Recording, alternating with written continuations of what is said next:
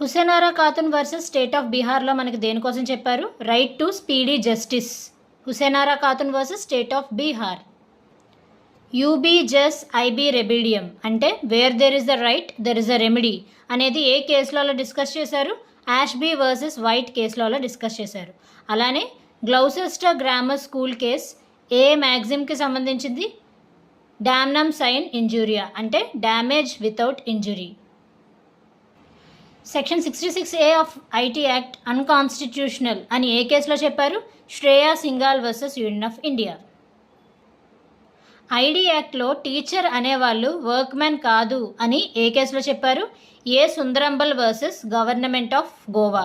సుందరంబల్ versus government of గోవాలో teacher అనేవాళ్ళు ID యాక్ట్లో వర్క్మెన్ కాదు అని చెప్పారు.